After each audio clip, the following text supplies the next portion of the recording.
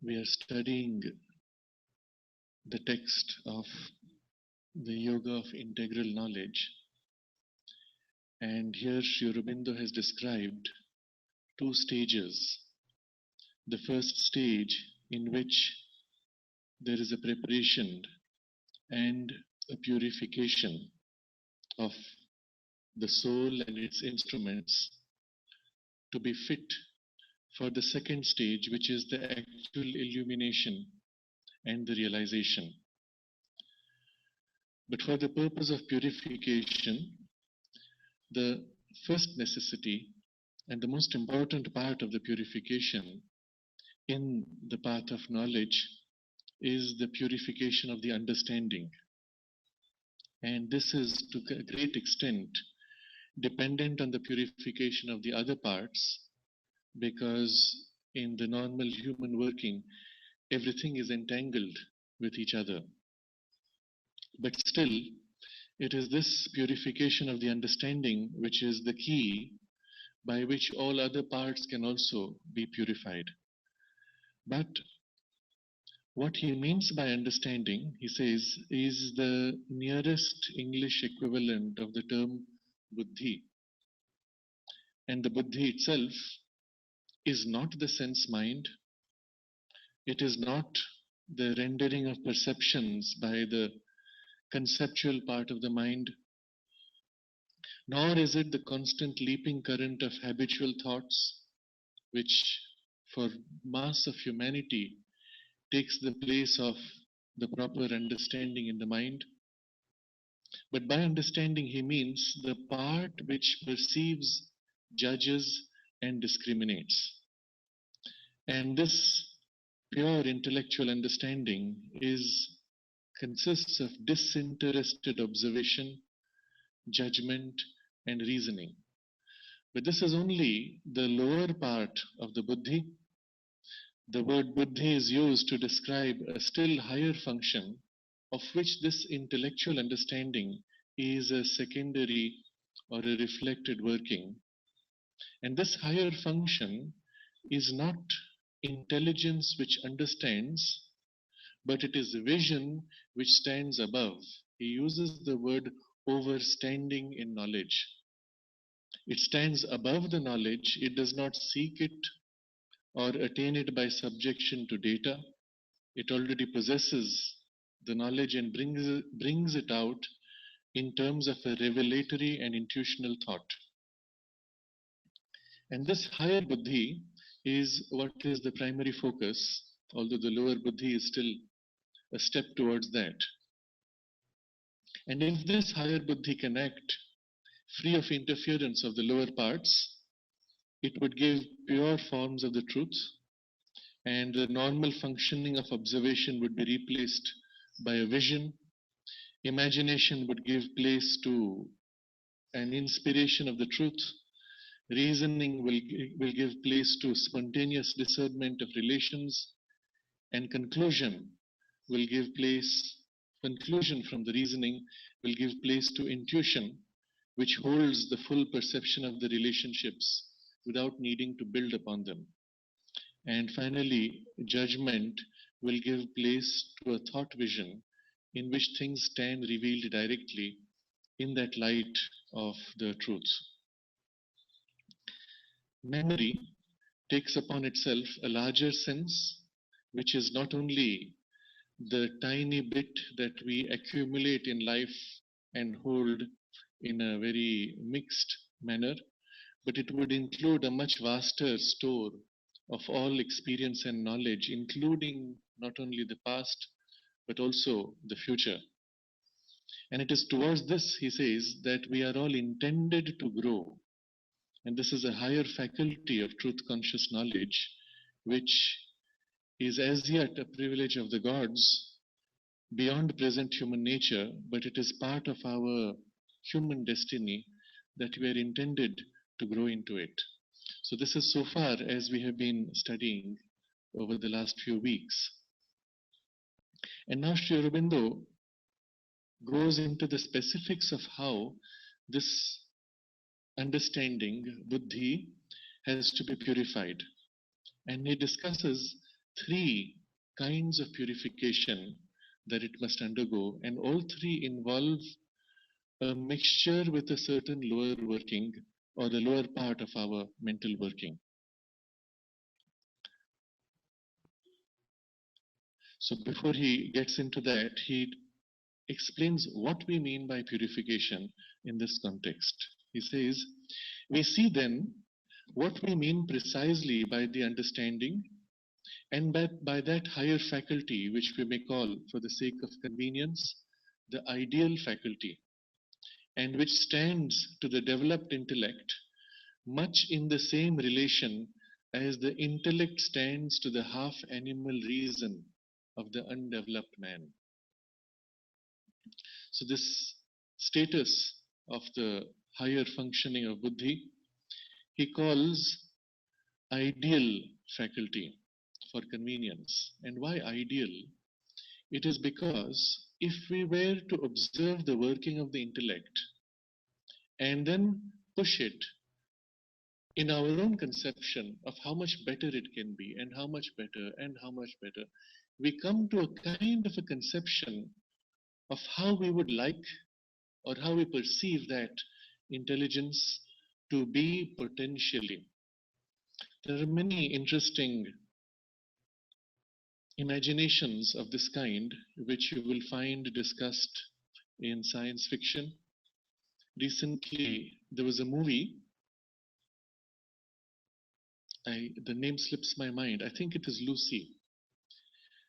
It came about 2 years ago, in which this idea is played with. And the story goes like this, that this young girl is given some drugs to carry illegally, and it is inserted in the body, but the pouch breaks and the drugs get into her bloodstream. It's a new experimental drug which enhances the mind's faculties. So as the drug seeps into her blood, all of a sudden, all the powers of her mind are enormously amplified. And she can pick up a book and just turn pages, and all the content of the book is now grasped. She can look at a person and perceive layers of knowledge and do a medical diagnosis just by observing a few symptoms and things like that. She can go on the internet and scan pages rapidly and absorb all the knowledge. Her power of logic and intellect, analysis and induction and deduction are all enormously amplified until, and she makes it her goal here. I should not speak of the end of the movie, but in terms of the faculty itself, until it reaches what would be something like a total human knowledge. And that's what she is struggling to attain before her body entirely collapses from the side effects of the drug itself. And it's for her like something she can get to and give to humanity as a gift. But that's the direction in which the movie goes. But you get here a glimpse of how humanity tends to conceive of the potential of the human mind. Because after all, this kind of functioning is not impossible to us. It's just taking the existing functions to their limit, to an ideal. See, innately, all of our faculties and functions, we tend to look in terms of their ideal. Human love, we tend to place in some kind of a reference of an ideal love. Human strength, we try to perceive as an ideal possibility in, again, in comics, in science fiction, Superman, Batman, Spider-Man.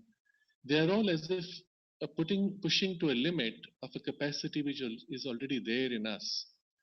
And pushed to that limit, it's as if we can do anything. And that is the fulfillment of that capacity. So he uses this term for the sake of convenience, the ideal faculty, precisely because in the way he has described this higher functioning of the buddhi, it is literally the current intellectual working pushed to its limit and reaching its highest peak, where it is capable of everything that it should be able to do as we sense in our idealism. But this stands to the developed intellect much in the same relation as the intellect stands to the half animal reason of the undeveloped man. So let's look at the examples of what we see in undeveloped human beings, in certain semi animal, semi barbaric, sometimes tribal, not always. Sometimes there are tribes which are more sophisticated in their development of humanity, but mostly it is in the domain of the barbaric humans. And it doesn't matter if they live in fancy houses with bank accounts, they may still be quite barbaric in their consciousness. We see there a certain crude development of humanity. And in relation to that, if we place the scientist or the philosopher as we ideally conceive them to be, and we see this huge gap. And for the barbarian to now grow into this kind of an intellectual development is not even always possible, at least not in a single lifetime. That would be the kind of relationship from the well developed intellect to this ideal faculty. And if we were to see in rational terms, perhaps, then it may not be possible for us to develop this even in a single lifetime, unless the faculty itself is somehow able to assist the process. And this is really the secret of much of the integral yoga, that we rely not so much on our own personal effort in attaining to a higher possibility, but we seek to draw down a help from above which helps us attain to that possibility with far greater ease because of the help than by our own effort. And so it is possible, perhaps, and this is the nature of the yoga, to accelerate the process, speed it up, compress the steps to attain to this kind of an ideal working of this faculty. It becomes evident also what is the nature of the purification which is necessary before the understanding can fulfill rightly its part in the attainment of right knowledge.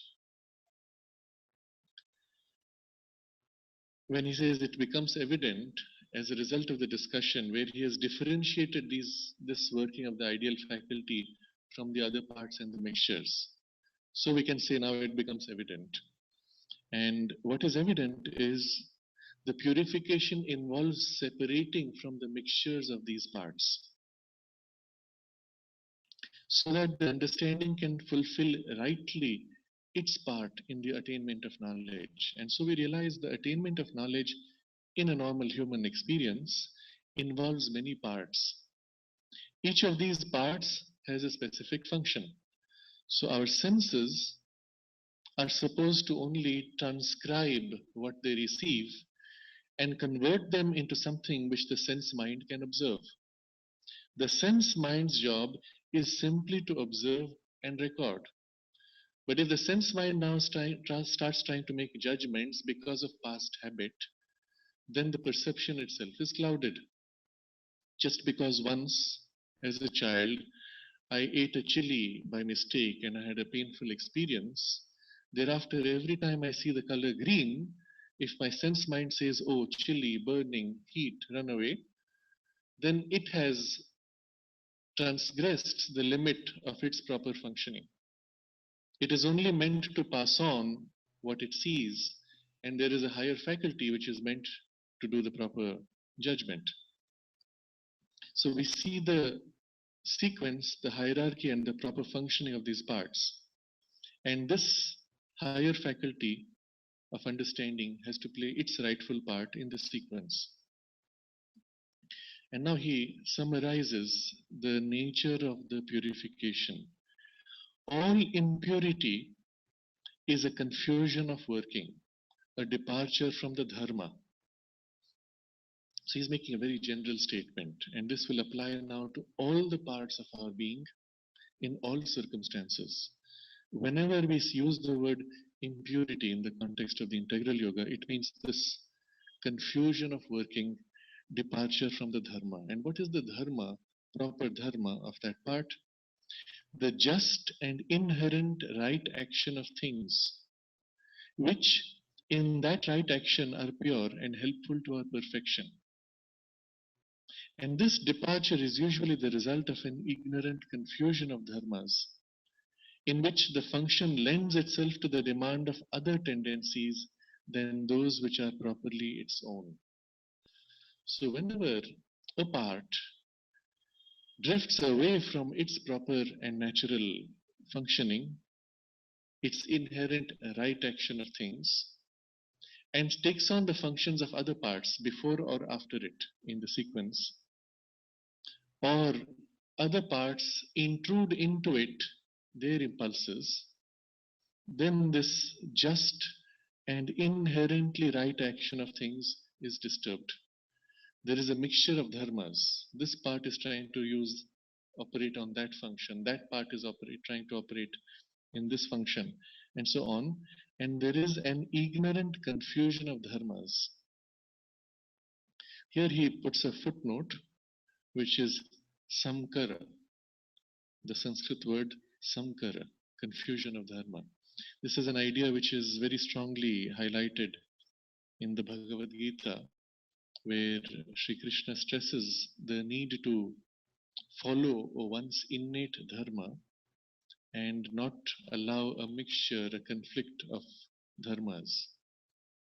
But it is also the nature of life that as a human being, because we ourselves are made of many parts, we have many relationships with different people, with different circumstances. There is a unique dharma with each of those relationships from each of these parts.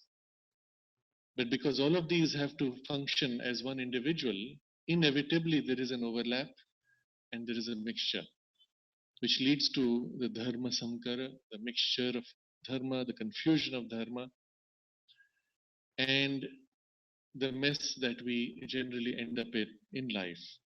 We're always trying to compromise, to balance between two different needs, and at the end of the day, neither of the needs is properly met, and everything becomes an increasing confusion. But this is exactly what's happening inside us among all the different parts of our own being, and especially here in the working of our mind.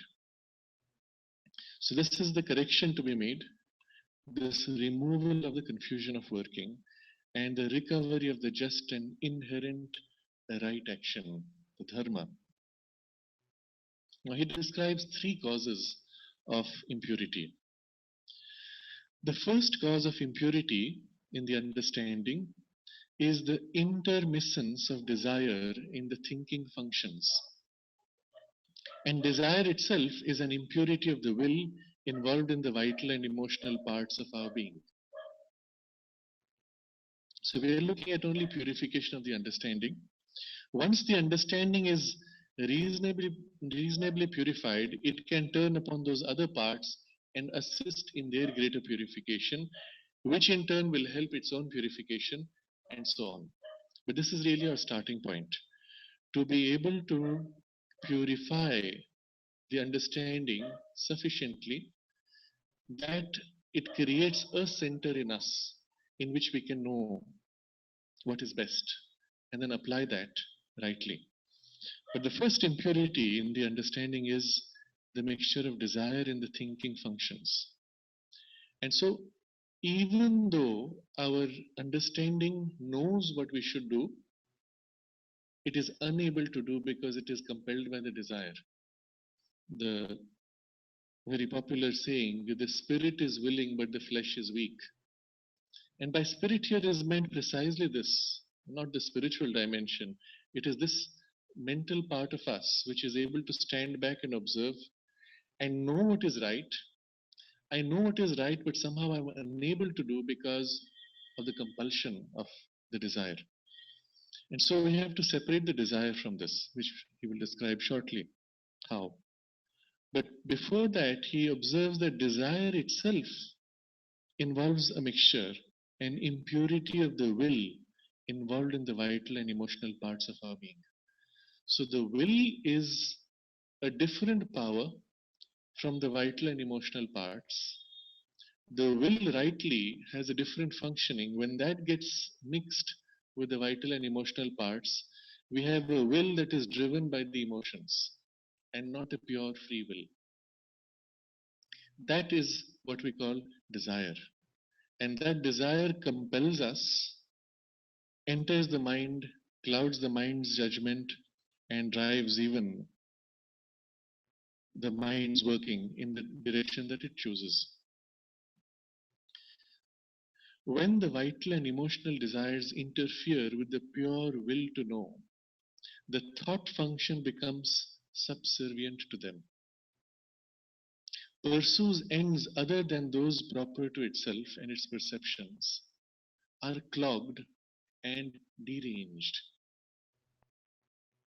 So the pure will to know has its station in the mind. Now he is making a distinction between different facets of the pure will. There is a will to know, which is one facet. There is a will to action, which is another facet. There is the will to love, which is another facet. And these are the three impulses which form the basis of the triple path, the path of knowledge, the path of works, and the path of love. But all three are three different facets of an innate essential will. So here it is the pure will to know which is seated in the mind, and the vital and emotional desires interfere with this, and automatically the thought function becomes pulled by them, subservient to them, and what they choose become its ends. Pursues ends other than those proper to itself and its perceptions are clogged and deranged. And Sri Aurobindo uses these words very carefully. The clogging is when the perception is unable to see beyond a little bit. I see a little, but like a drain that is clogged, some water goes through, but not everything. And the other distortion is deranged. It functions in an unbalanced manner, loses sense of perspective and limits. So let's take an example.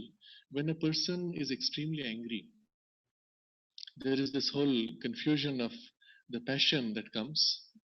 And at that time, even if you try to explain something, the person seems to understand what you explain, but is unable to act upon it because, in fact, the full import of what is explained is not absorbed. The form of it is caught, but the meaning of it is not caught. Yes, I know what you're saying. You're saying this, and yet, because I'm angry, this is somehow compelling. And on the other side, we see the derangement, all the proportions are forgotten. There is an exaggeration, breaking beyond limits. I feel in my anger that I can do anything, I can overcome anything. If I shout, I can set right all the problems. And after the heat of the anger passes, when the mind once again becomes quiet, we immediately begin to regret. Why did I say that? Why did I do that? And also, now I understand what you were trying to tell me, but at that moment I got carried away. So the perceptions are clogged and deranged. And so the correction here is the understanding must lift itself beyond the siege of desire and emotions. And in order that it may have perfect immunity, it must get the vital parts and emotions themselves purified. So there are two stages to this. First, this understanding lifting itself beyond the siege of desire and emotions. And one can do that again and again. Inevitably, later on, the desires will creep in, tend to overwhelm, and again, the understanding has to separate itself. So the immunity will come when the vital parts and emotions are purified. Then those parts will not compel by their desires. So that comes as a second stage. So the first stage is the separating, so that at least in my understanding I stand free. Later, that understanding turns upon the vital and emotional parts to help them purify. And after that, there is a secure relationship. And the danger of the mixtures can actually be practically nullified. But this standing above, how is one to do that? There are several methods which briefly he will summarize at the end. But the essence of it is, at first at least, the ability of this part to stand back from anything. This observing intellect, buddhi in us, inherently has the power to stand back from anything, including itself. We can observe our own minds working. And if we practice, we find we can do it more and more effectively. If we can observe our own minds working, then to be able to observe the emotions or the working of the senses is even easier. And this is where the refinement, the civilizing influence comes in. You will see the first step in any culturing in civilization is to be able to restrain impulses. And in the very act of restraining, something has to step back, stand above. And a part of the mind, at least, disengages to refuse to allow those impulses. And that's where the first training begins. We tell the children, when you get upset, well, put your hands in your pocket, breathe deeply, count to 10, and then you can do what you like. But if you have done that for those 10 seconds, then the impulse of the anger has already weakened, and you realize that you can control the rest of it, and so on. But even to be able to count to 10 and put your hands in your pocket, a part of you at that point should stand back from the anger, disengage, and say, first I will put my hand in my pocket, then only I will accept to be angry. So it has already got separate. So there is in us inherently a part that is able to stand back. The secret is to be able to make it a, develop a habit of standing back. The mother has recommended an exercise, and she recommended this in her classes in the playground, where there was a mix of children as well as sadhaks. And she recommended this exercise. It sounds very simple, but it does not only this, but much more in the long run. She says, at the end of the day, observe carefully the whole day in a very calm, quiet way, in a detached poise, without seeing it as a personal life, but as if observing someone else's life. Observe your thoughts, your feelings, your actions. And then she says, put them in reference to your central aspiration. And immediately there is a kind of a sifting, a separation. This is closer, that is farther. This is in alignment with, that is in contradiction with my central aspiration. You just observe. There is no judgment, there is no criticism, there is just an observation. And then, if you like, you can gather all of the day and offer it. But the key in correcting, in changing oneself, is when you observe something in contradiction to your central aspiration, you can put a will. Next time, I will do it differently. Now, she does not elaborate too much because once one starts doing this, these things tend to happen automatically. But if we were to elaborate, we could see that on the one hand, you can strengthen the positive movements, things which are in alignment with your central aspiration. You can say, oh, this is so much more enjoyable. I must give it more time. But it will happen automatically, even if you don't think about it, because you enjoy it more. You're conscious that this is more valuable. You will automatically tend to give it more time. On the other hand, those things which contradict your central aspiration, you don't find them so interesting anymore in the very act of observing. But you can assist the process by choosing to modify. So, whenever somebody insults my behavior or my appearance or my intelligence or whatever it is which I'm sensitive to, I get upset. And I observe this happening, and just in this one day, I've observed it happen 3 times. But you can observe more minutely and observe how that irritation develops.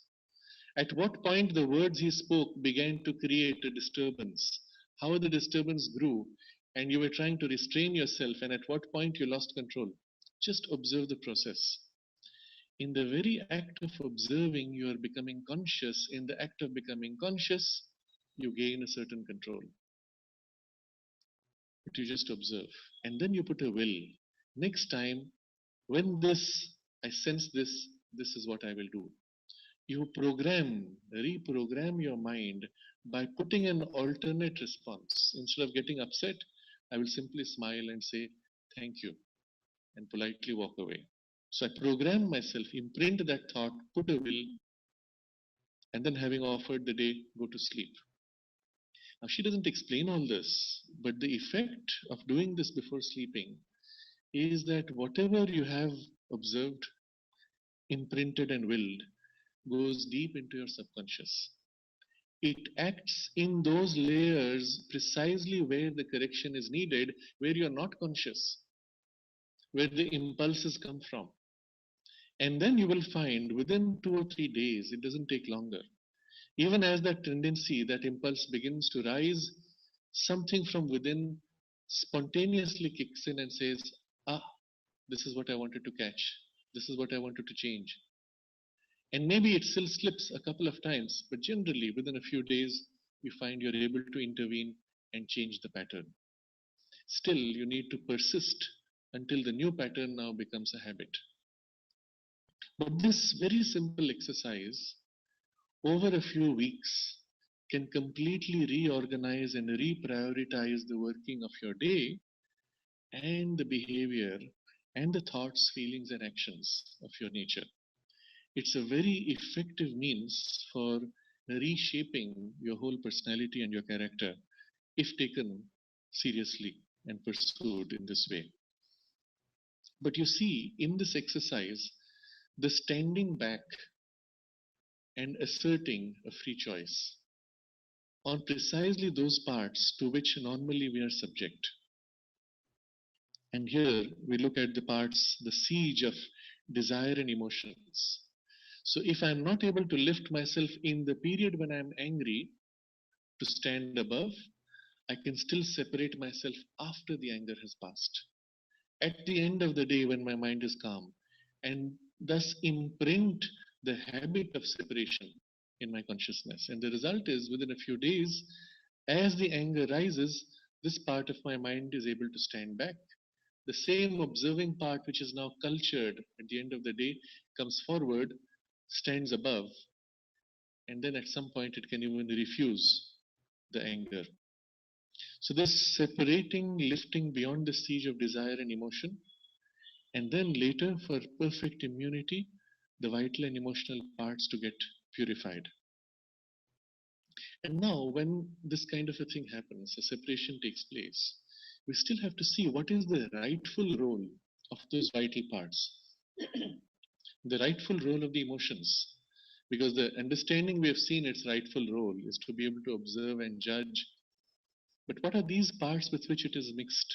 Because they also have their rightful role, which they were trying to fulfill when the mixture was taking place.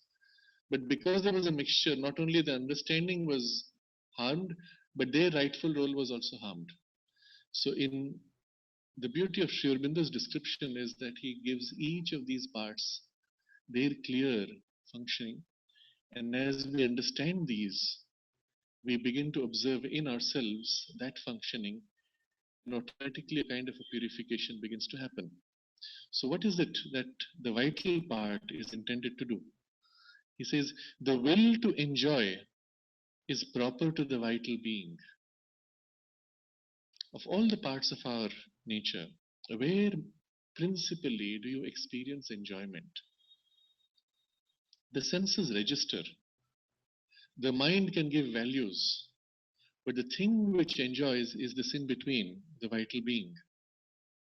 It is there that the push of energy says, oh, this is such fun, this is so wonderful. So the will to enjoy is proper to the vital being, but not the choice or the reaching after the enjoyment, which must be determined and acquired by higher functions. So he's separating the enjoyment proper from the choice of enjoyment and the reaching after the enjoyment. The choice and the reaching after belong to higher faculties. Now, what does that mean? In our normal life experience, the mixed experience, when we enjoy something, in the enjoyment itself is the habitual response of choice that says, I enjoy this, but I refuse to enjoy that. I like this food, but I don't like that food, and I cannot enjoy the other food. So, because my vital nature enjoys this food, and I give it the choice, the power of choice, it only eats the food that I enjoy, it rejects the food that I don't enjoy. If now you give me the food that I don't enjoy, what happens? The vital part has to rebel, it has to get upset, it has to lose its power of enjoyment. And since its function is to enjoy, it has lost its dharma. So this is the mixture of choice. And the other is reaching after. I like this, but I like that more, at least for now, for today. Tomorrow it will change. But right now I like that more, so I need to reach out and grab that. The craving, the need for something which is beyond my reach, again makes the vital unable to enjoy what is already there. Therefore, the vital being must be trained to accept whatever gain or enjoyment comes to it in the right functioning of the life, in obedience to the working of the divine will, and to get rid itself of craving and attachment. It's a very simply stated program for the rest of our life.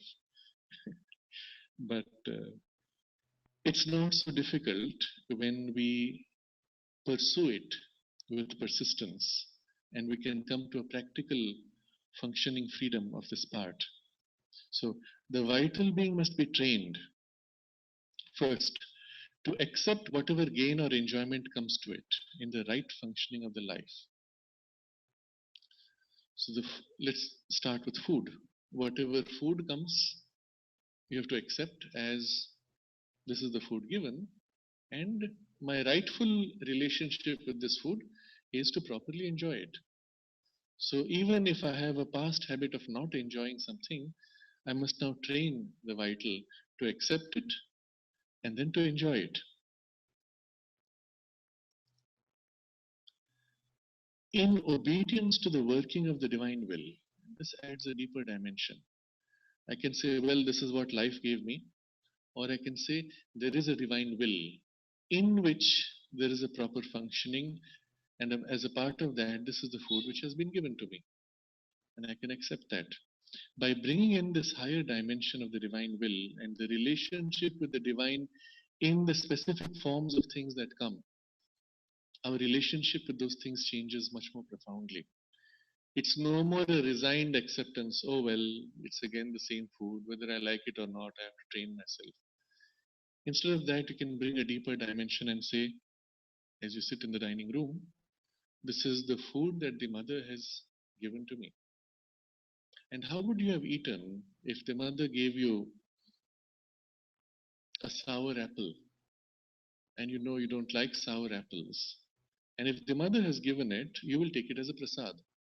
And as a prasad, whether you like it or not, you enjoy what she has put in it. You enjoy the fact that she has given it, and perhaps your senses still react, but you have a different meaning given to the food.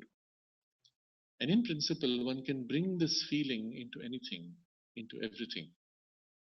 And so this brings a much deeper dimension and helps to free much more easily.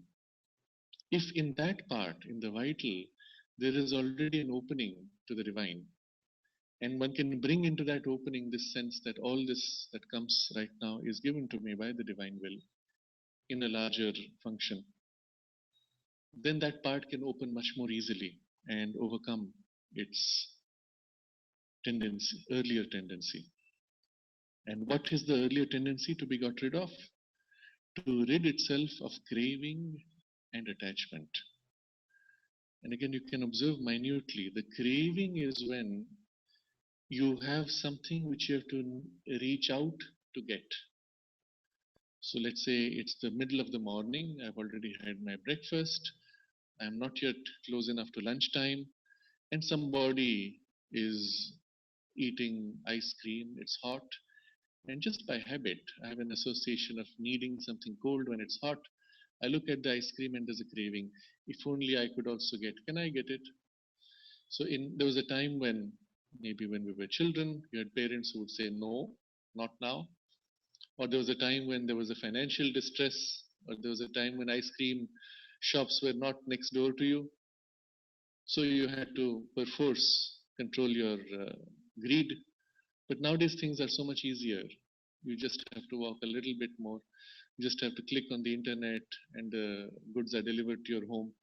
So there is this habit of instant gratification that has developed.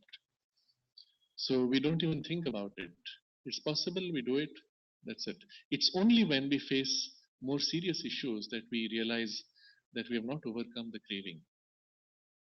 But ideally, one should be able to enjoy the fact that someone enjoys it without needing a personal craving to also participate in it.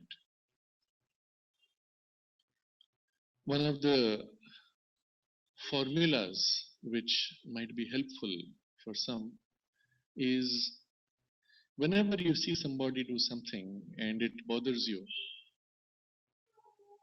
stand back and observe the person is happy to do it, whether I have it or not.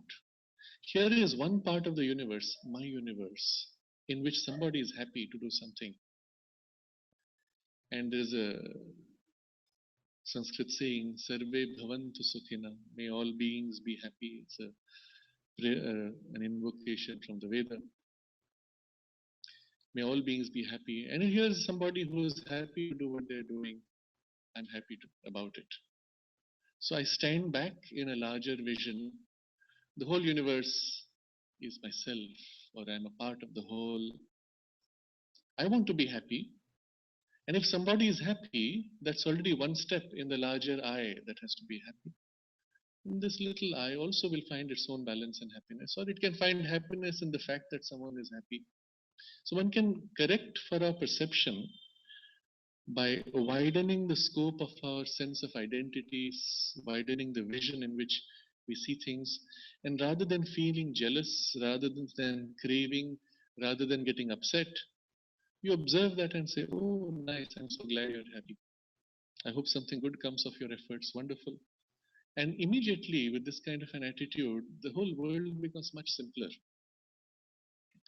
It's easy to overcome also these cravings. So the first part is getting rid of cravings. The other part is getting rid of attachments.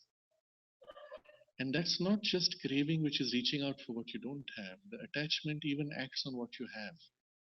This is mine.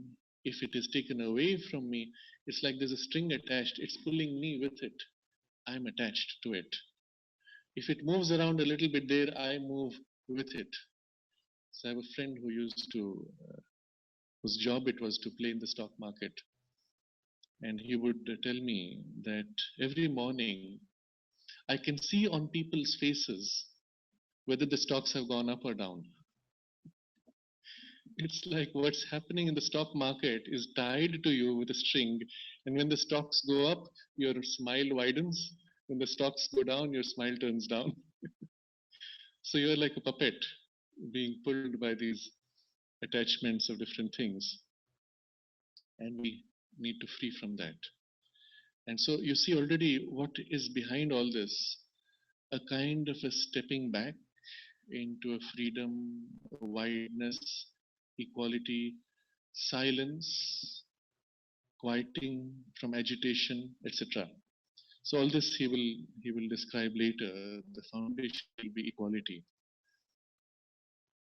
So there's the training of the vital being towards these directions. So again, rereading the sentence. Therefore, the vital being must be trained to accept whatever gain or enjoyment comes to it in the right functioning of the life, in obedience to the working of the divine will, and to rid itself of craving and attachment. Similarly, the heart must be freed from subjection to the cravings of the life principle and the senses, and thus rid itself of the false emotions of fear, wrath, hatred, lust, etc., which constitute the chief impurity of the heart. So, remember, he was speaking of the mixture of desire and emotions. So, the vital being we have seen is meant to enjoy. In the vital being, there is the freedom from the desire, attachment, craving, and the heart itself, the emotional part, to be freed from subjection to the cravings of the life principle and the senses, and thus rid itself of false emotions. So we have in our emotions similarly a craving that in our emotions we value things perceived through the senses. We have cravings for certain feelings that we expect from others. For example, having done so much, spent so much time to help somebody, I expected that he would at least acknowledge and say thank you. Perhaps he would put my name on the work that he was doing and put an acknowledgement, whatever it is. There's an expectation that because you are my friend, this much you should have done. Because I have done this for you, you must at least be grateful, and so on. So, in its more crude forms, you see among teenagers, and Mother describes these various kinds of response of love. They start with a certain experience of what may be called falling in love, but the nature of that relationship is often a very strong possessiveness and attachment, where you say that I will love you as long as you do what I want. And this is somehow inherent in all human relationships of any kind of affection. It's more obviously seen in crude form in those teenagers, but otherwise it's there everywhere. It's one of the reasons why we appreciate pets, particularly dogs, so much, because they seem to love you without any condition. Of course, there is always the expectation that you're going to look after it, feed it, etc. But still, otherwise, they just give themselves to you with a lot of affection, and that itself has a healing effect. They teach you that you can love without expectation, that you can be happy without any reason. And that's the reason why you will find among many children who have pets, often they develop a much more healthy emotional being. So, in the first relationship, there is a claim, expectation, and if the expectation is not fulfilled, now I don't love you anymore. So, and then Mother says there is a higher expression of that where it goes like, I will love you as long as you love me. So the expectation is not so much of personal gain, but of a mutuality. What's the point of loving you if you don't love me back? So it's a very practical transactional love, but still of a higher grade than the first one. And then she says, above that, there is one which says, well, I love you, whatever. Whatever the reason, whatever you may do or not do, this is how I am. And here one comes closer to the true nature of love. And you will see the image always given in the yogic tradition is you observe the sun. The sun gives itself to all things, all beings, all creatures equally. It doesn't care what you give back. It doesn't care that you acknowledge or not. You can shout abuses at the sun, spit at it, but it will continue to radiate its light on you just as before. And yet, and this is the way the symbolism at least is played in some devotional traditions, the sun is burning. It is suffering intensely. It is consumed by the fire. And although it is suffering and consumed by its own intensity, it still gives to the whole world its radiance, its love, selflessly, equally. Such should be ideally the true nature of love, but it's still far. We look at it at least at the first step. The heart must be freed from subjection to the cravings of the life principle and the senses. We crave things, we need things, and even with the senses, we crave certain comforts. If those comforts are not there, we react in anger or in fear or in hatred. If certain things are there, we have attractions of strong desires or lusts by which we are compelled to need those things.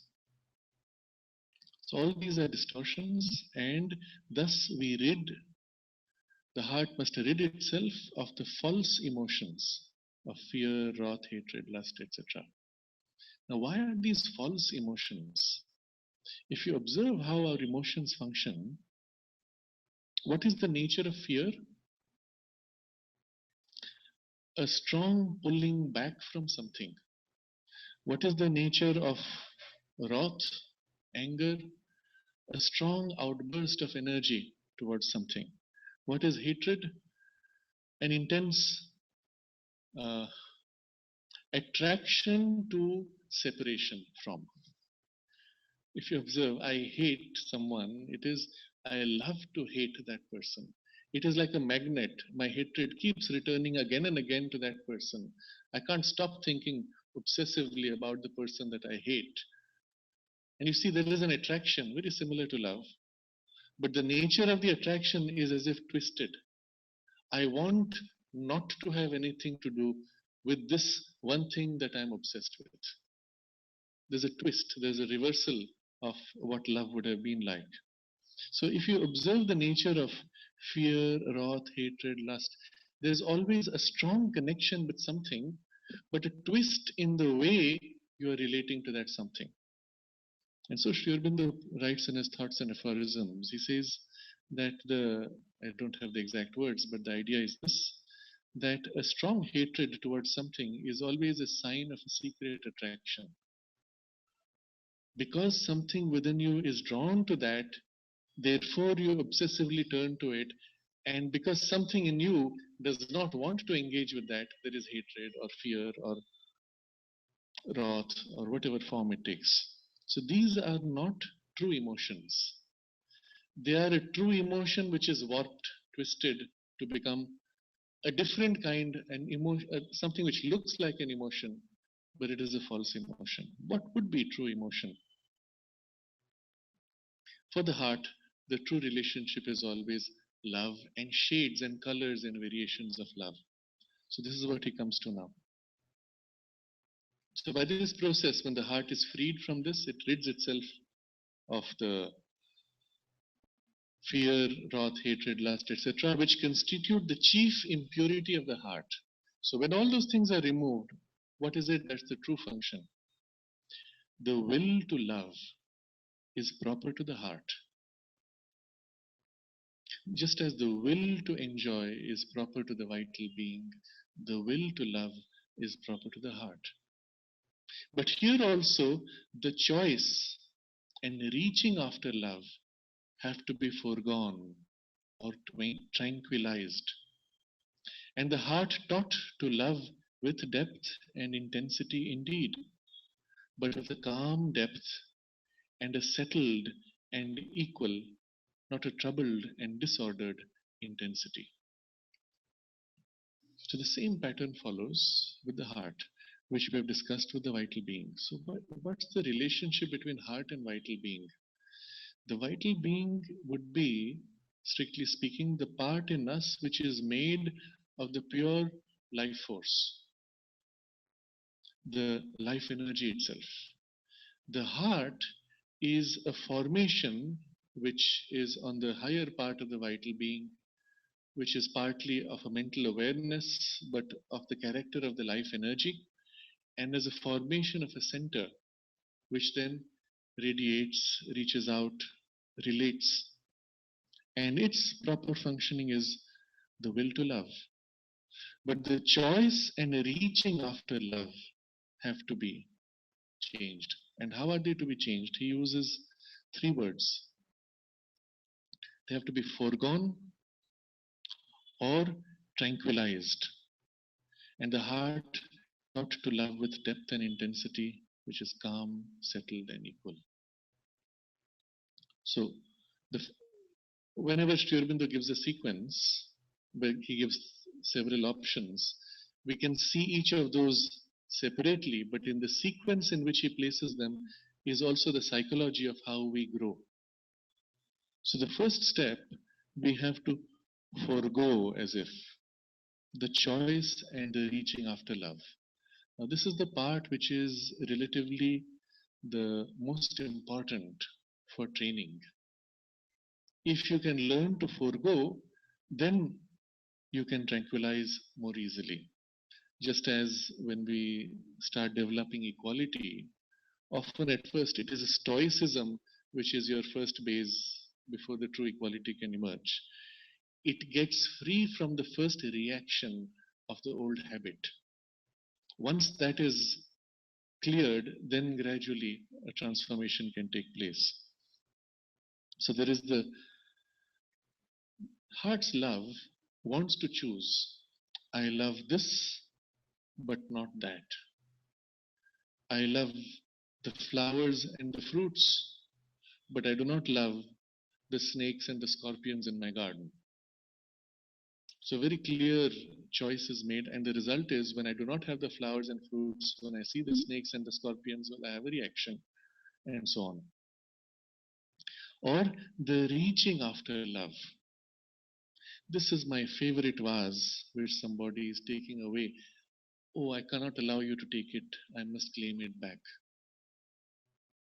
This is where I keep my book always. And if you move it away from here, something within me gets restless and I'm not satisfied until I bring it back to my normal place in which I keep it. There's a whole book which takes this as its title, Who Moved My Cheese? I don't know if you've read it, but it plays on this idea that we get restless when somebody interferes in our settled routine of the day. And then we crave for a correction, bringing back what is taken away, what is lost, and so on. The reaching after love, and especially when it takes the form of other human beings, those whom I love have now abandoned me, have betrayed my trust, betrayed my love, have now gone away, and so I suffer, or have died, and now they are gone permanently, and so I suffer even more. And strangely enough, while they were alive, I might have met them perhaps once a year. When it was Father's Day or Mother's Day, I phoned up or sent a card. And then when they suddenly go away, then it hits me painfully. And it takes me weeks to recover. And if only at that point we think that, well, they just shifted from one country to another, except that country is on a subtler plane. It's the same thing. It's not a big deal. And yet, what is it that causes the pain? There is actually a bond, like a cord of energy, which binds us in our relationships. And when a separation takes place, let's say a failure in romantic love, or the death of somebody whom we love, the cord is actually torn apart. And there is even, if one can see in the subtle body, a kind of a bleeding which is felt. And it takes a time for the wound to heal. And this is the reason why it is so painful. They say a divorce is like a little death because it's as if you had connected with somebody, joined, and then you are ripped apart. You break because this connection is broken. And it's like you have to rebuild yourself and start afresh. At least it feels like that. In the emotional part, in the heart, not everywhere else. But because this emotional part now spreads into the mind and the body and the senses, it somehow pulls everything else into its suffering, struggle, and agitation.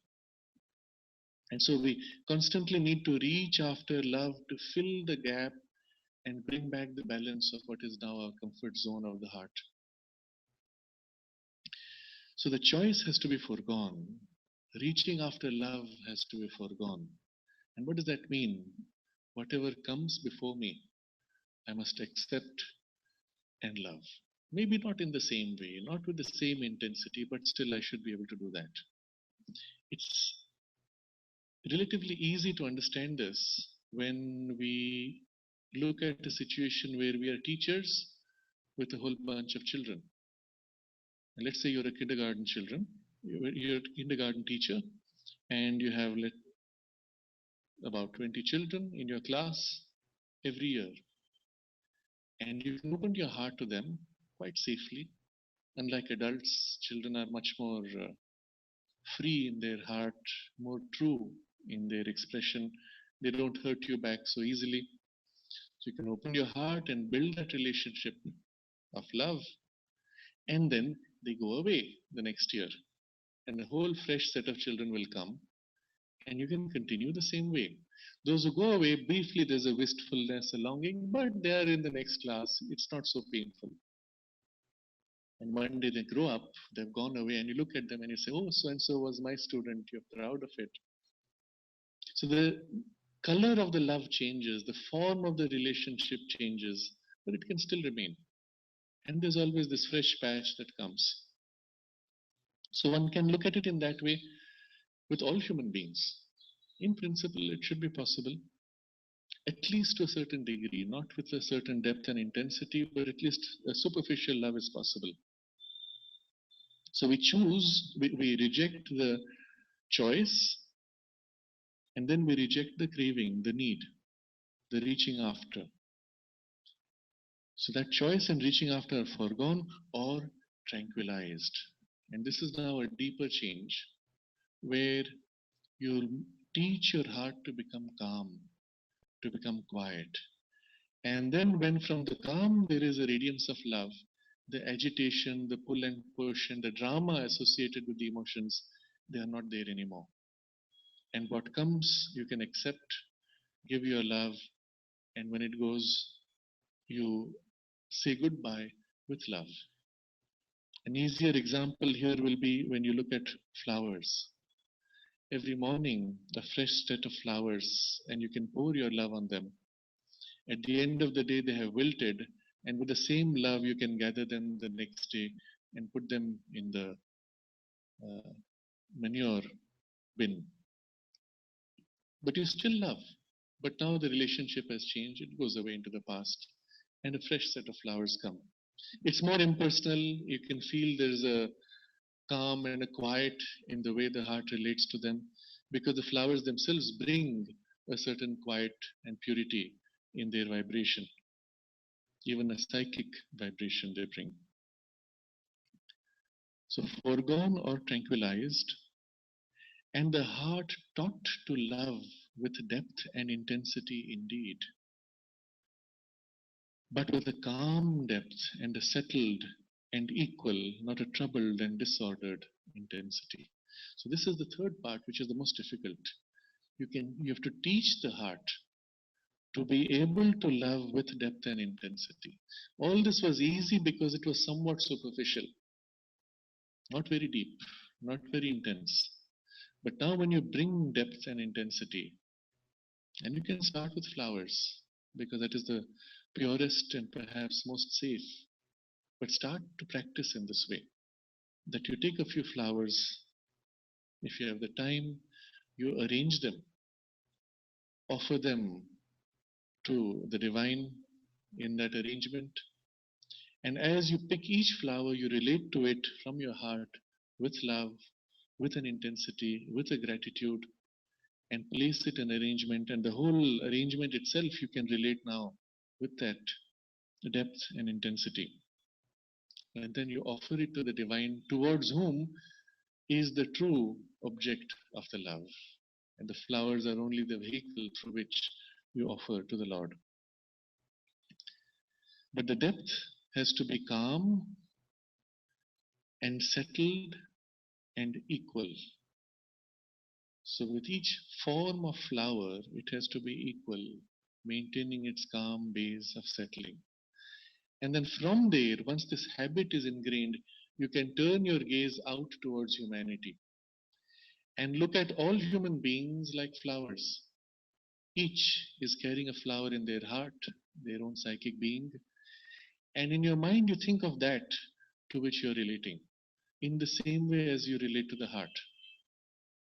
And so, as an exercise, it's just shifting the focus to the flowers, the psychic beings in the hearts of each, and you relate the same way. And then it's not as difficult. And if the habit is set, the pattern is set, one can relate in this way more easily. But this is a cultivation which needs to be worked upon. And then the intensity is more tricky. The depth, which is calm, is easier. The intensity is for us always associated with a certain agitation. Try to intensify your energies and you'll find automatically they start becoming more agitated, more disturbed. It's difficult to maintain intensity on a base of calm. And this requires training. In any emotion, in any utilization of force, when the force is weak, it is easy to maintain calm. When the force increases, we are unable to control it because it is larger, more powerful than us. And so the only way by which one can hold intensity without being disturbed is by ourselves becoming wide and deep. When our consciousness is larger than the force which we wield, then we are able to wield it more easily. When the force is stronger than our own consciousness, then we find it difficult to hold or guide it. So, the first step when we work on the calm depth, there has to come with the calm depth a wideness. And it is the wideness which allows the intensity to be held without the troubled and disordered expression. Now you see all of this summarizes to something very simple. A station of standing back in equality, which is calm and which is wide. And from that base of calm and wide equality, the heart radiates a love which is tranquil, equal, and intense. And the vital being is able to enjoy quietly, equally, and even with intensity. But the foundation is common for both. So now Sri Aurobindo is summarizing this whole process, and he says that tranquilization and mastery of these members is a first condition for the immunity of the understanding from error, ignorance, and perversion. Remember, our goal is still purification of this understanding, not so much of the heart, for which the understanding has to stand back from the heart, and the heart and the vital nature be purified eventually. So, for this purification of the vital being and heart, tranquilization and mastery is a first condition. And in the footnote, he gives reference to two Sanskrit words, Shama and Dhamma. This is in the traditional yogic teaching, Vedantic training. Wherever Sri Aurobindo puts a footnote with a Sanskrit reference, he's showing you the connections with the whole body of traditional knowledge. With a single word, you'll find a whole training program, exercises, different systems and methods, use them in different ways. So you can now see all that body of knowledge and it is placed in a certain context. So we need not go too much into that because the methods used in the integral yoga are also different. But where necessary, we can draw on those traditional things also. Shama is the quieting, stilling, uh, and it is used particularly in the context of a desire which is satisfied or satiated, a fire that is calmed or put out and fulfilled, a need which is now fulfilled. So Shama has this idea of tranquilizing where there is a certain intensity or a need, and Dhamma is the coming upon on top, asserting a greater freedom, mastering. So this briefly Sri Aurobindo summarizes with these two words, tranquilization and mastery. And even in the traditional knowledge, the Shama and Dhamma are used in the context of the emotions and the senses to tranquilize and to master emotions and senses. So this is the first condition for the immunity of the understanding from error, ignorance and perversion. And consider how important it is for our buddhi to be free of error, to be free of ignorance and perversion. As long as these destabilizing tendencies exist in through the intermittence of desire, there will always be these things inevitably. To be able to free the understanding from the desire, we have to now separate desire itself into these two powers of the vital being which needs to enjoy and the heart which must love, purifying the enjoyment, purifying the love, separating the understanding from these two now brings the right relation between these parts. This purification spells an entire equality of the nervous being and the heart. Equality, therefore, even as it was the first word of the path of works, so also is the first word of the path of knowledge. And so here we come to the base, the equality, which is our foundation. You will see later in the yoga of self-perfection, which we have already studied, he brings equality as one of the first necessity of the yoga of self-perfection.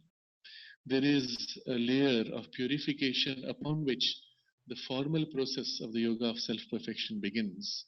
So all that we are discussing would be included in that first purification.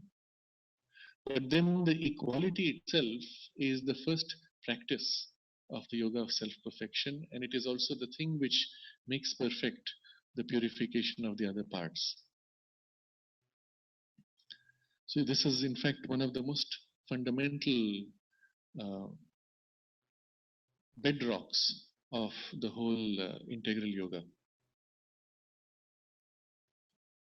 Equality, therefore, even as it was the first word of the path of works, so also is the first word of the path of knowledge.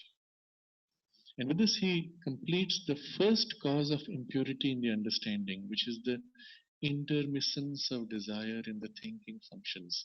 Intermittence, the word describes an interpenetration, something seeping in like a liquid or a fog and spreading inside in a way that you cannot separate the two anymore. And this is the nature of the desire.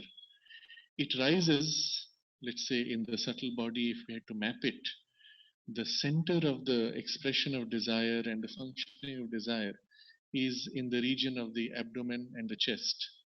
In the abdomen, the lower form of the desire in the chest, the higher form of desires and especially the emotions. But from there, when those parts are agitated, one can sense or see in the aura, in the subtle body, as if a cloud that rises. And when it hits the region of the heart, where the emotions are there, generally a person starts behaving in a manner which is illogical, emotionally distraught and disturbed, unstable, not calm anymore. But still, the mind may be free enough that it can observe and say, this is not all right. But when that intermittence of the vibration, of the clouding rises above and then hits the head, then the buddhi itself is completely confused. We are unable to stand back, unable to recognize that this is not right or that we should stop or change this pattern of behavior. We are completely seized by it and a victim of that confusion. When the mind stands back, again one sees in the subtle body as if a light illumining which can repel this gas or this confusion, or the light spreading into it clears the way the sunlight dissipates the fog. And it clears the fog and brings calm and clarity into those parts from above, spreading until all the way to the sources from which the fog rises, and it clears it and brings quiet and stillness and calm clarity. So it's a struggle between these two parts, and the intermittence is this fog like thing spreading in, which clouds the light of the mind. And so these words Sri Aurobindo uses very precisely, and they carry a whole backdrop of knowledge by the associations that the words bring.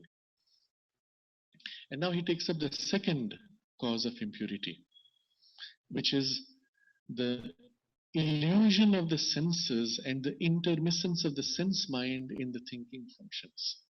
But before we take that up, maybe we should pause here because it's a very different discussion. And we can take up any questions or any comments, anything you want to share.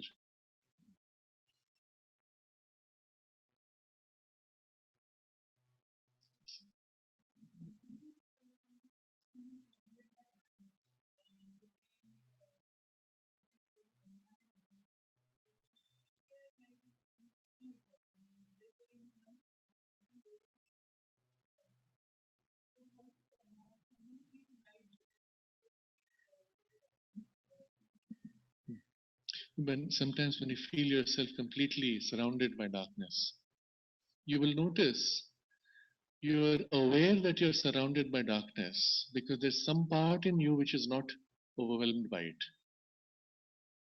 That part which observes and says, oh, I'm surrounded by darkness, that is not yet in the darkness. If it was, it wouldn't know it.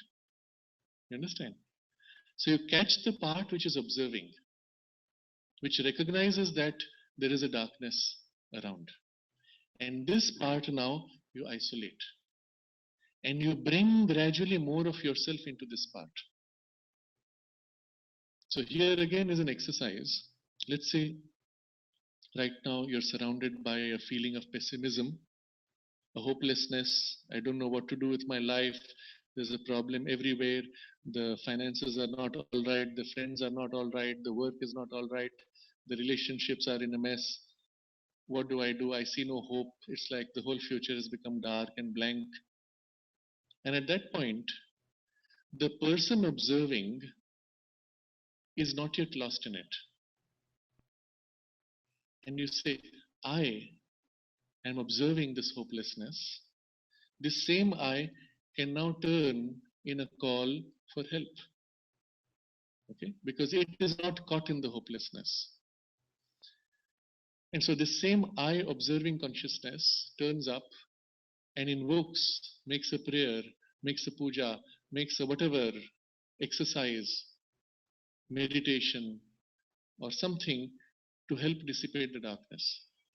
Instead of fighting it directly, which might be too difficult, you would get simply overwhelmed. You ask for something higher to come and clear the way. So if you use this analogy, You are surrounded by a fog. If you try to push the fog around, you can't. But you can call the sun and call the rays of the sun to dissipate the fog. For that, you must look up to the sun and call it down. Okay. There's a very interesting prayer that the mother gave for invoking rain. And then she gave another prayer for stopping of the rain. And interestingly, for the prayer to invoke rain, it actively asks for the rain to come. But for the stopping of the rain, it doesn't say rain go away. It calls to the sun.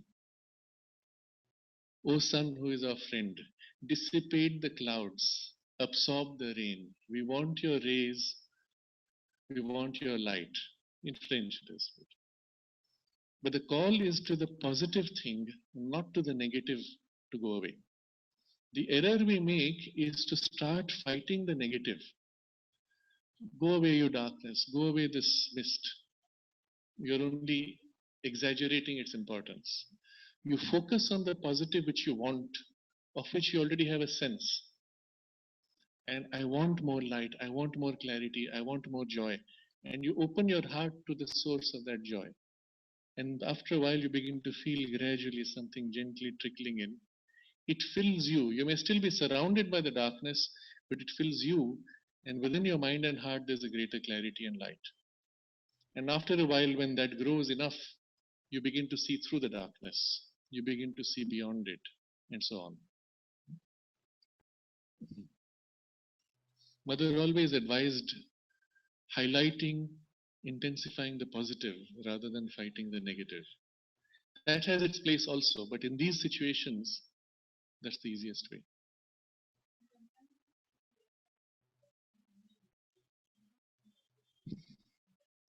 Yes.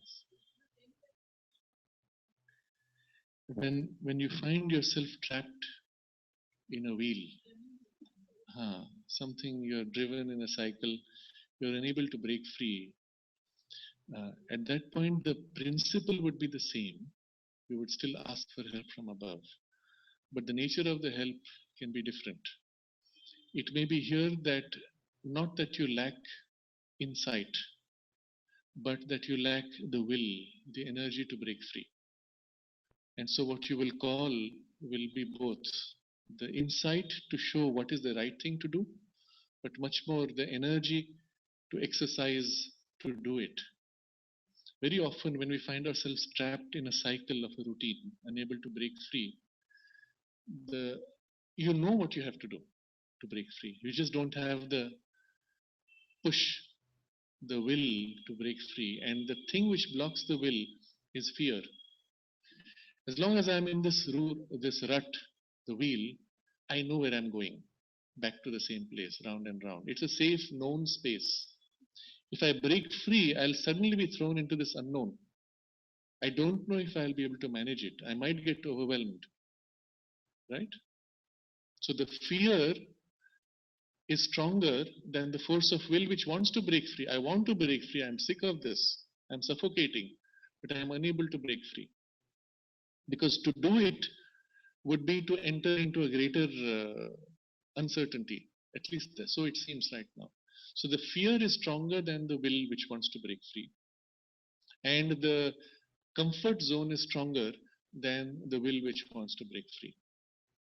So what comes from above when you call for the help is not only the clarity of what you should do, but also the energy to be able to break free, the confidence or the inner strength that I do what is to be done now. Just the strength would often be dangerous because you would do something, it would break the wheel, but it might not be the best, most effective action. And so, of course, you bumble along. But if you have the clarity as well as the strength, then you do precisely what is right. It's a very focused and effective action.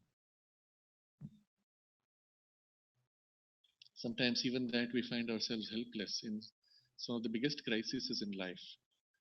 And then we ask for the divine help to break the barriers for us. And it sometimes comes in the form of a sudden change in circumstances, even sometimes in the form of a crisis.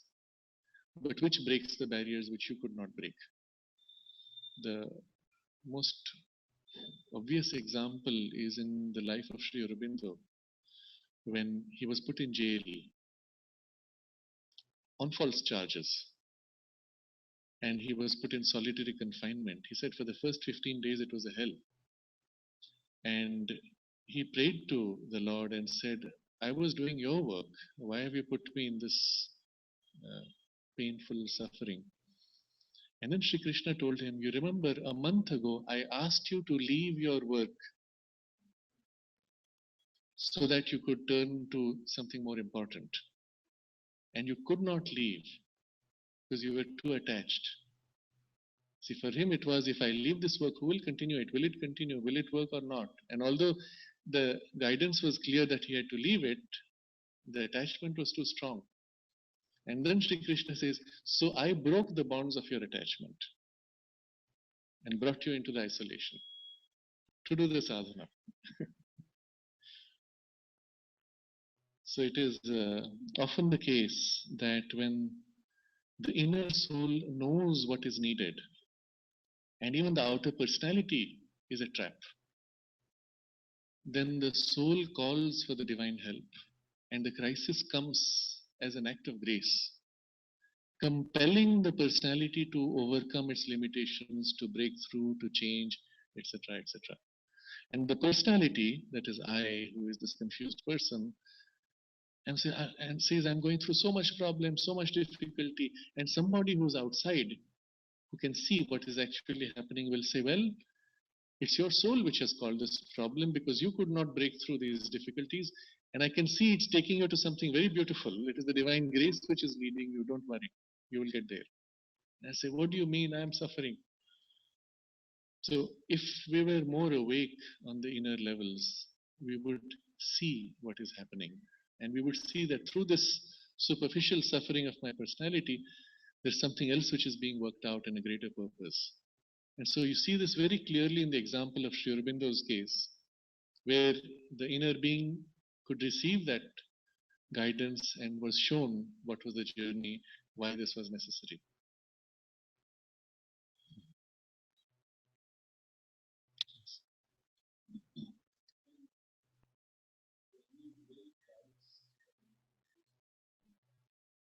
Mhm,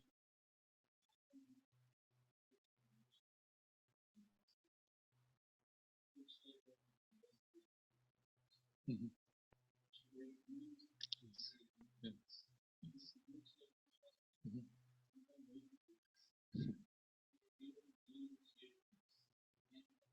Yes, yes. Yes, it's sometimes difficult to make the choice. And sometimes we wonder even whether we have a choice, because when we are in a certain alignment with the divine consciousness, it seems as if anything is possible, everything is possible, and the ideal for which we are working is just there, just in front. We have only to make that effort and push forward. On a certain level, this is a deep truth, and it has to be valued for what it is. The mother always told that the new world, the new consciousness is just here at our gates. We have only to accept to open the gates. Or even if we don't open, we have only to call it and it will open the gates, even to that extent. But when in fact we begin to work in those directions, we discover things coming in the way which were not anticipated, which were not expected. Especially when the nature of the work that we are attempting will change the status quo. If the work is not changing status quo, if it will only make an incremental change in what is already there, things will get only slightly better, then the reaction is not so strong and it is often allowed. But when the work will have a radical change in circumstances, then the forces which control the status quo, they rush in to protect their domain. Now we may call these forces hostile forces, negative forces, dark forces, but those words are not the best way to look at. Kirit Joshi once shared with us that when he spoke to the mother, something he said, you know, hostile forces are coming in the way, something. And mother said very firmly, there are no hostile forces.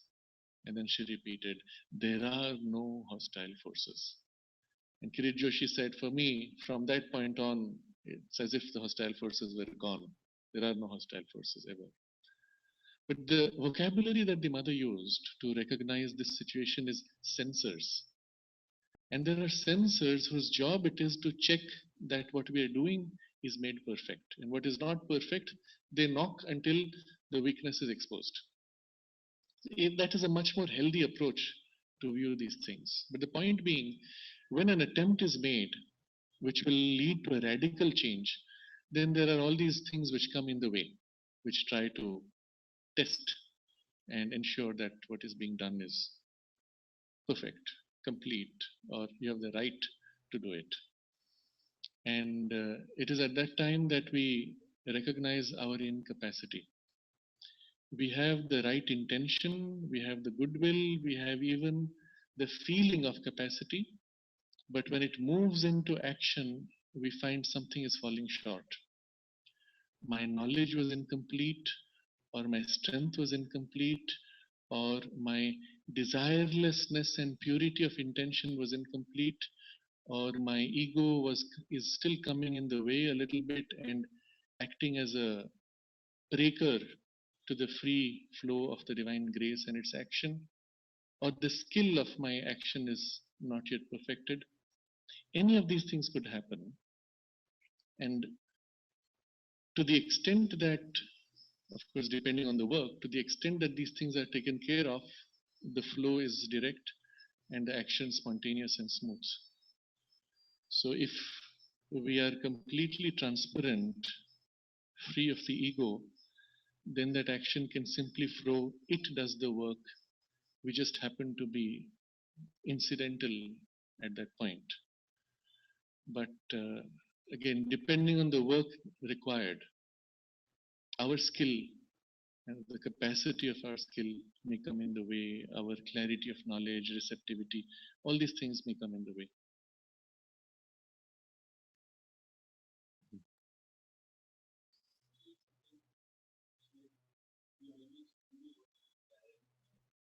Mhm.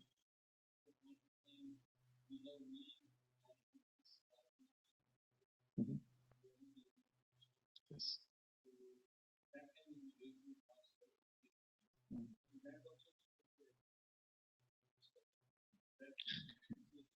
Yes. Yes. So you have to recognize that there are many parts in us which mix in. So when we have a clarity of what is to be done, but the skill or the energy, something is lacking in it. So we have to wait, find the right opportunity, kind of navigate around the obstacles because we are unable to go right through because of the lack of the power aspect, etc.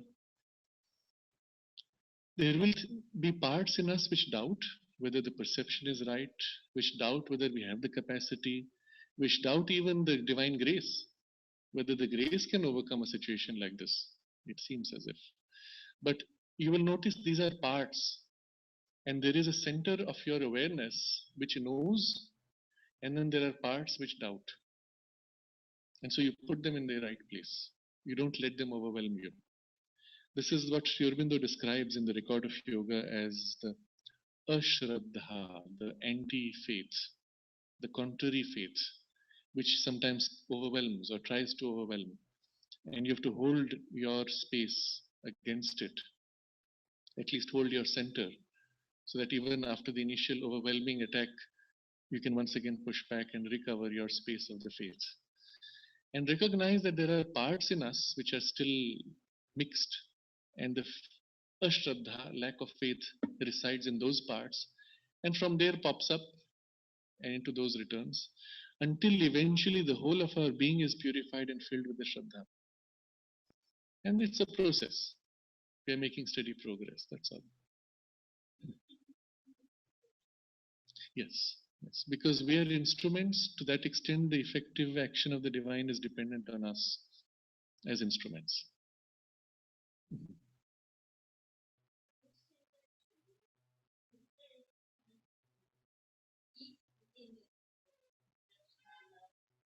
Mhm.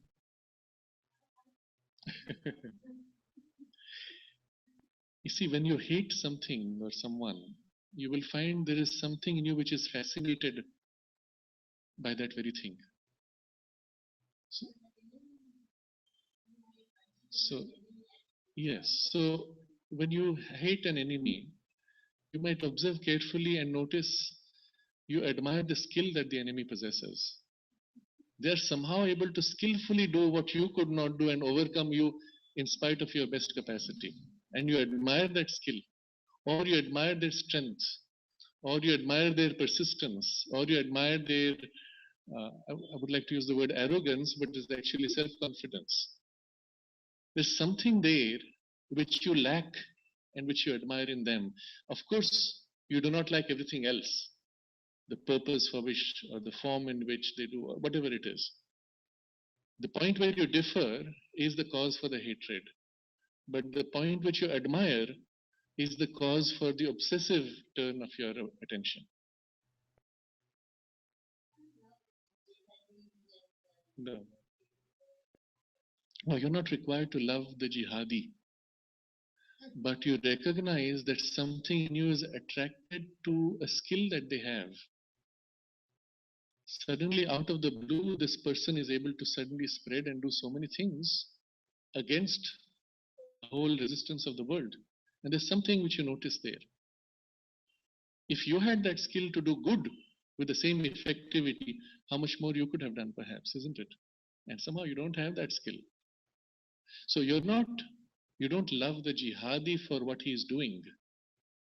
You don't love him for his intentions. You don't love him for his actions. But you recognize a skill only.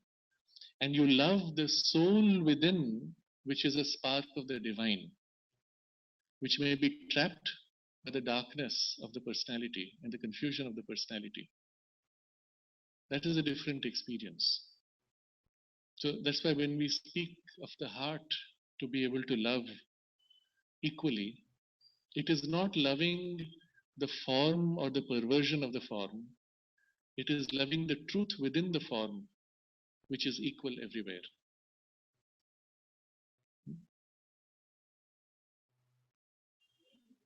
Yes, it is not easy, but at least you can bring an equality that you do not allow hatred or anger to overwhelm you.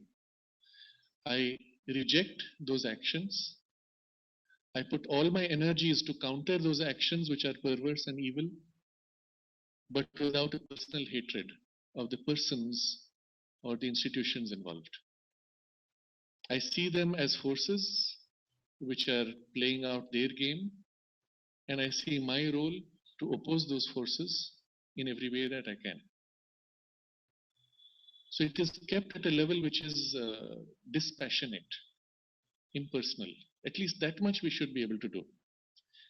And then, if we can center ourselves not in our personality and our emotions, but in something deeper of the psychic character or higher of a spiritual character, then we can see through the mask of those perversions and see behind or within it the human souls which are trapped, or even the left hand of God which is using that to serve a higher purpose, even as we fight to oppose those things. You see what I'm saying? You can see in that some purpose in the divine action, using those very things for some other good. Even though you have to oppose it, you recognize that it has served a purpose.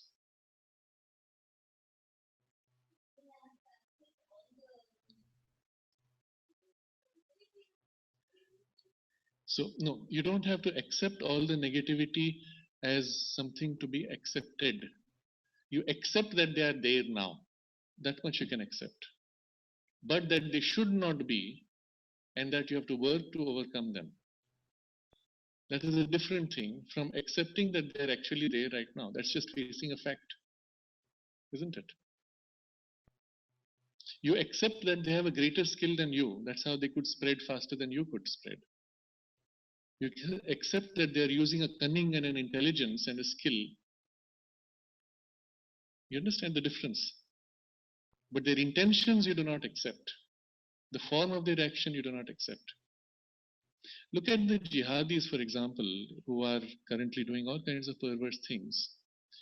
If you go behind it all, of course, the form of it is the darkness, but the justification of it is in service to God. However perverted the understanding of their service to God, they say they do it for God. They do it to follow the teaching of their religion. You understand? They do it in the name of their religion. You may say their understanding of their religion is perverse. Their understanding of God's will is wrong. But you are still to admire their persistence to serve whatever they misunderstand. Isn't it? If we had their persistence from a more enlightened consciousness, imagine how much more we could have done.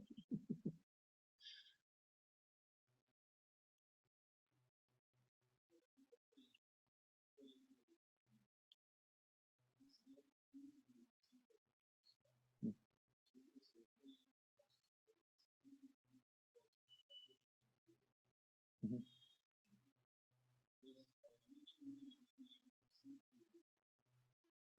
Yes. Yes.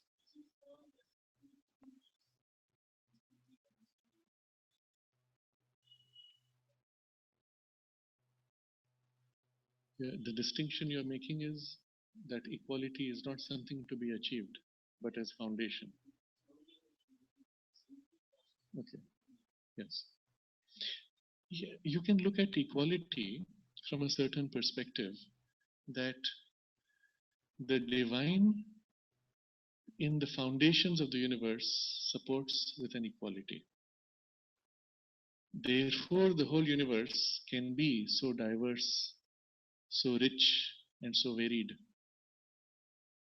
because the divine supports as a backdrop the canvas on which the painting takes place, the screen on which the cinema is projected is equal to all colors, to all intensities of light and play.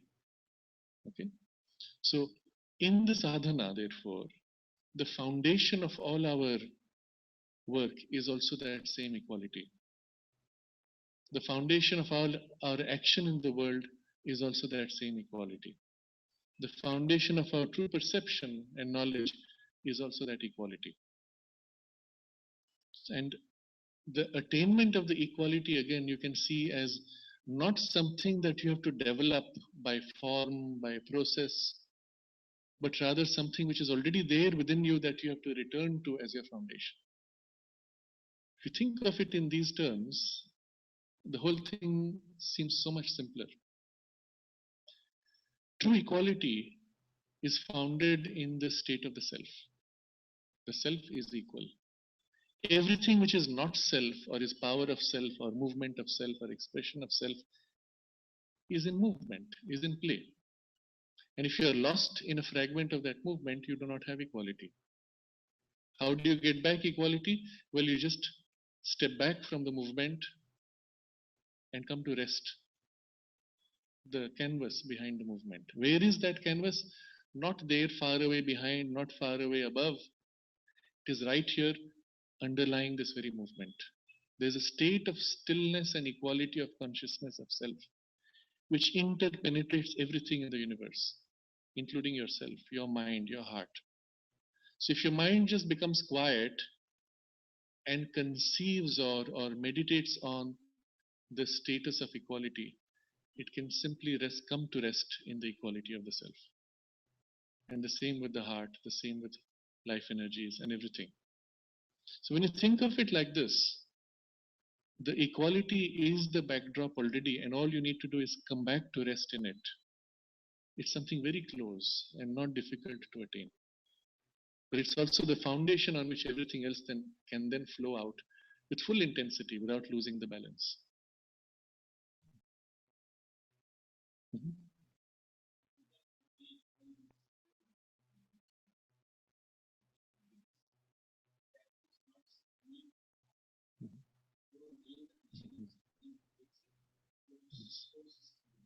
Mhm. Yes.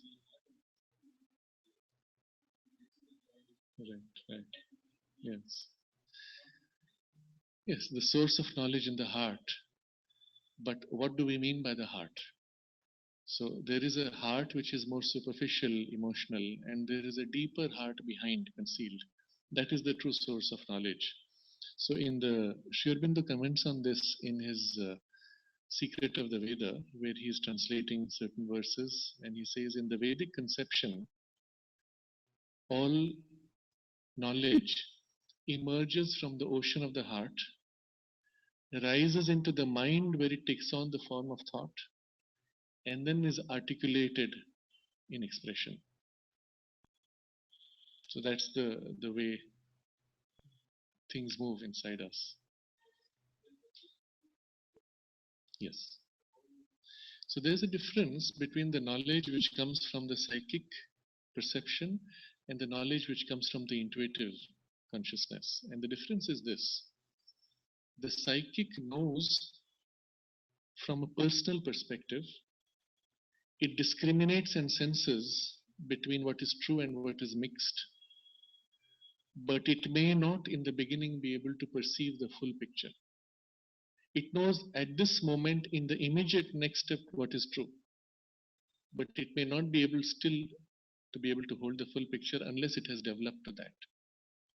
The intuitive consciousness is that which can see a larger uh, patch of knowledge. It may be still finite, but still it sees the knowledge in a flash, in a larger revealed patch. Not only what is immediate, but also what is after the immediate.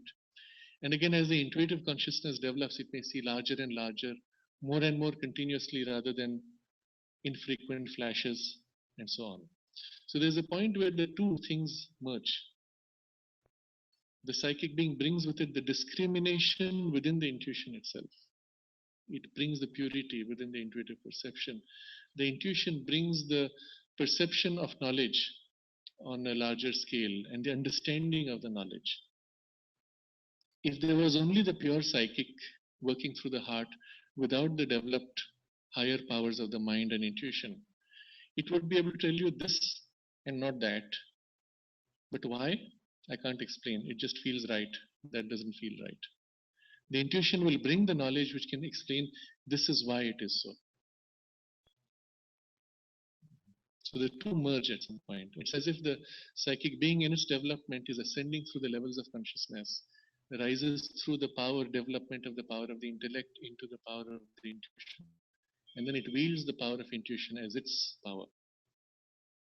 Just as presently it can wield the body, life force, and mind as its instruments.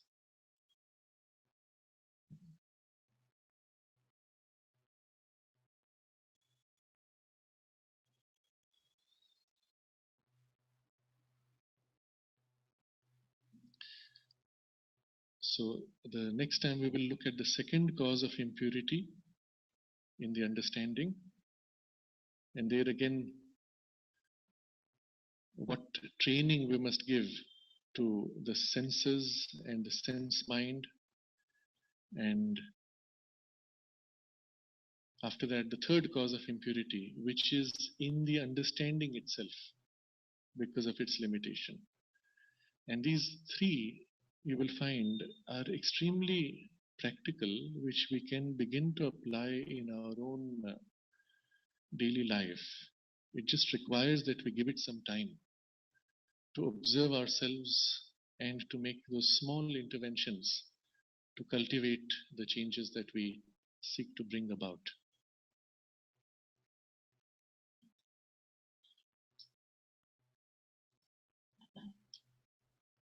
Yes, yes, feel free.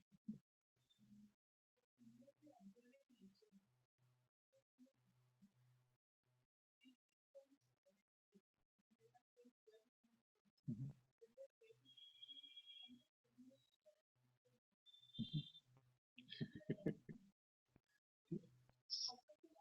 Okay.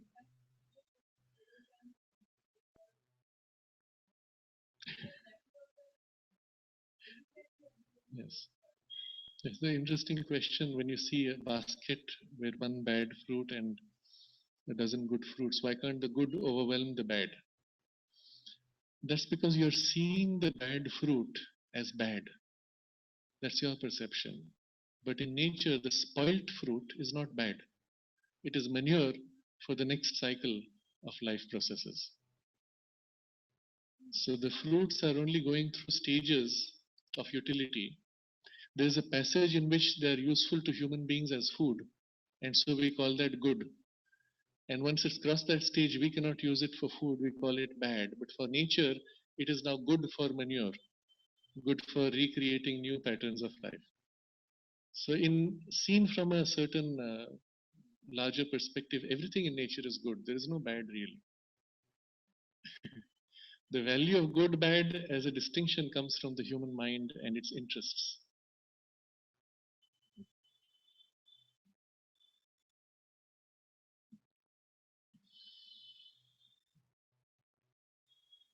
If our mind now is helped to be free and the deeper understanding emerges, we begin to see things in this way, that we do not see anything in terms of good and bad, in terms of moral and ethical judgments, but we see things, all things leading towards the divine fulfillment, some more directly, some more slowly. But everything finally leads to the divine, and there's nothing which does not lead to the divine. Even things which seem to arrest the forward progress of evolution are in fact speeding up the evolution in a way they do not themselves recognize. And we can see how. So there's a very different way of looking at things when the consciousness shifts perspective. That's why the mother could say that the goal is inevitable and even that it does not depend on human beings.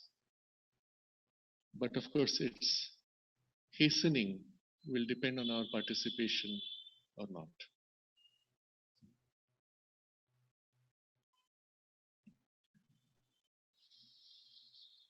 Om.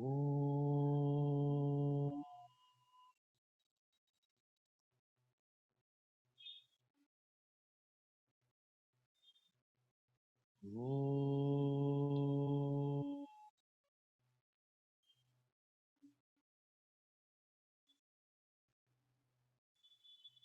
Om.